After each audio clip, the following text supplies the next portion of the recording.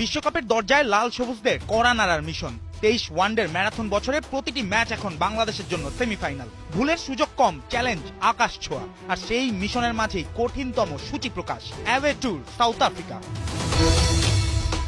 Series শুরু হবে লাল বল দিয়ে। আইসিসি ওয়ার্ল্ড টেস্ট চ্যাম্পিয়নশিপের অংশ হিসেবে 15 থেকে 19 নভেম্বর জোহানেসবার্গে প্রথম টেস্ট। এই ভেন্যুতে প্রথমবারের মতো টেস্ট খেলবে বাংলাদেশ। এরপর 23 থেকে 27 নভেম্বর সেঞ্চুরিয়ানের দ্বিতীয় টেস্ট, যে মাটিতে টাইগাররা সর্বশেষ খেলেছিল 2008 সালে। 18 বছর পর সেই সেঞ্চুরিয়ানেই ফিরছে বাংলাদেশ। টেস্ট ইতিহাস বলছে কঠিন বাস্তবতা। সাউথ আফ্রিকার 4 সফরে 8 টেস্টের মধ্যে সবকটিতেই হার, 5টিতে আবার ইনিংস ব্যবধানে। পরিসংখ্যান ভয় ধরালেও নতুন প্রজন্মের দলে আছে বদলে দেয়ার তাগিদ।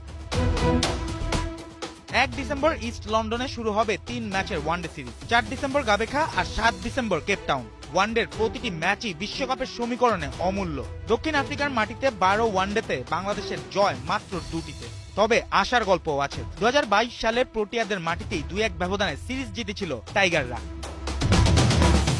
টি-20 সিরিজ শুরু হবে 10 ডিসেম্বর কিম্বারলিতে, 12 ডিসেম্বর বনানীতে এবং 13 ডিসেম্বর সেঞ্চুরিয়ানে। এই সংস্করণে এখনো সাউথ আফ্রিকার মাটিতে জয়হীন বাংলাদেশ। 4 ম্যাচে 4 হার। তাই এবার লক্ষ্য শুধু লড়াই নয়, ইতিহাস গড়া।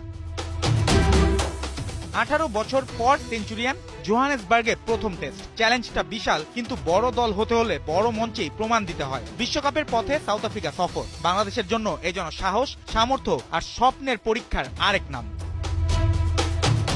জুবায়ের নূর, 71।